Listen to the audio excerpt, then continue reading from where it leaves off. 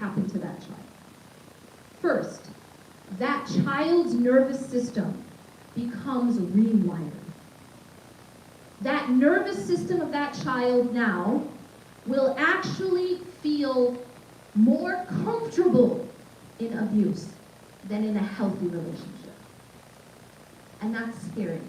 Because what happens is our nervous system, and listen to this, prefers a familiar hell to an unfamiliar heaven. That's the way we are wired. We go for what we're used to. We go for what we're familiar with.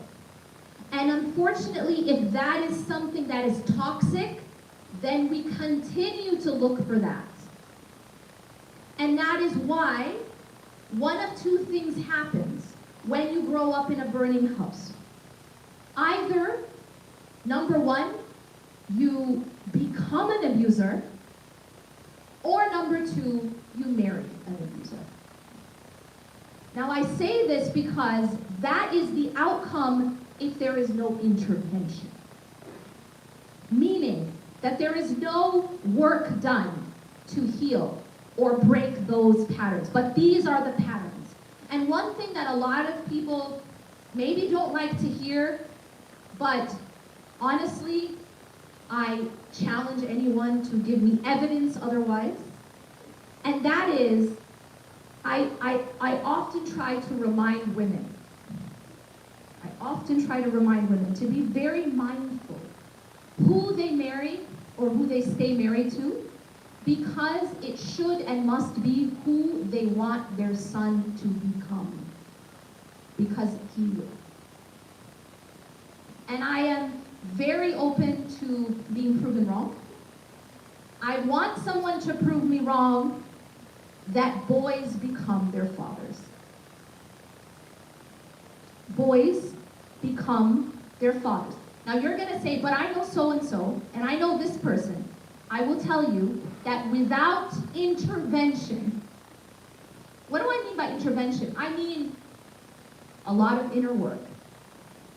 I mean therapy. I mean removing the child from the abusive home.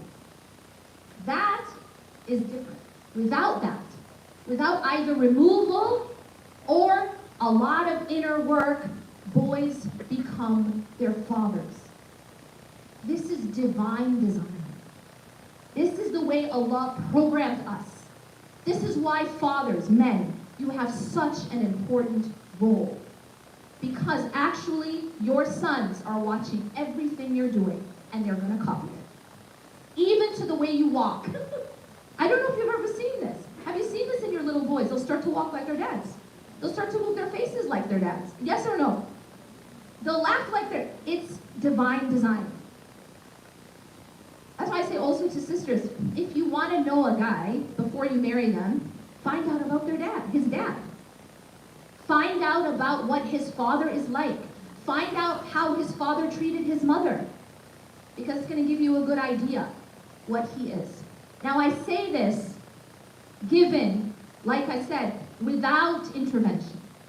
Without either removal from the abusive environment or from that abusive relationship, or lots and lots of inner work, therapy, consciousness, and work.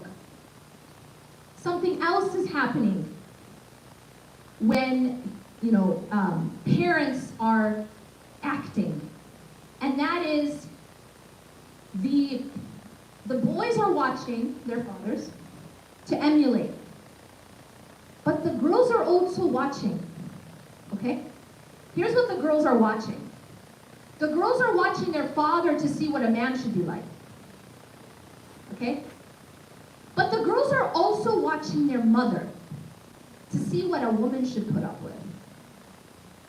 And she is modeling that. And I can tell you without a shadow of a doubt, I have met so many people, and anytime I meet a woman who is really staying very passive inside the burning house, she is drinking that poison and calling it sabr. You know what I'm saying?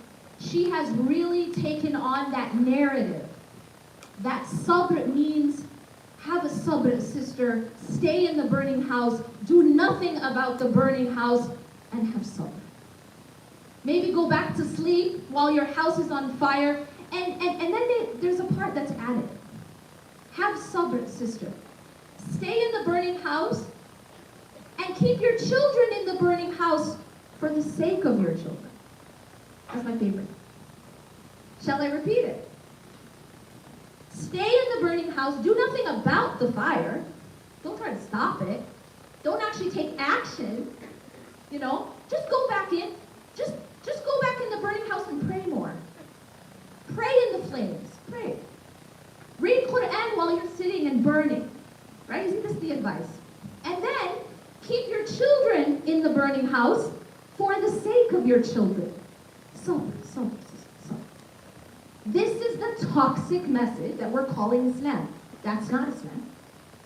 By no means is that Islam. Islam would never tell you to stay in a house on fire and on top of that keep your children in a house that's on fire. What does Islam say if your house were on fire? You better call the fire department. You better get a fire extinguisher. Yes or no? Yes or no? You don't seem sure. Y'all, what are you gonna do? You're gonna try to stop the fire, to protect yourself and your children. Yes or no? It is not sabr to continue to burn. And so it is not rocket science to say that if your house is on fire, you try to stop the fire in any way you can. And if the fire continues, run, don't walk out of the burning house. And I have to say this again and again and again because of the amount of generational trauma we have been passed down. Because it's normalized. Fire's just normal. And when I go back to when I meet a woman who is staying quietly passive in the burning house, by and large, she watched her mother do the same. And that is what we're doing for the next generation. We are modeling for them what is okay and what is not okay. We are. As fathers and as mothers, we are modeling what is okay and what is not okay. And so I want to remind you that our children are watching. Because many of us, we want to protect our children, right? Some of us actually stay in burning homes to protect our children. But would you do that if your house was physically on fire? Would you say, I'm protecting my child by keeping them locked in a burning home? Here is the thing. When you grow up in a house that is on fire, it creates lifelong scars, wounds, we'll call them. Now, I say wounds because they can be healed. They can be addressed, but only if they are addressed and healed, not if they are ignored. Because if they are ignored, not only will you suffer, but so will those around you. And this brings me to how we show up in relationships. This is the fun part. How many of you are married? Seriously? Okay, so y'all, okay, let me reword it. Thank you for saying that, because I'm thinking all of you have never been married. Let's reword. How many of you have ever been married? So we have people, okay. Y'all haven't even seen what's up. Okay.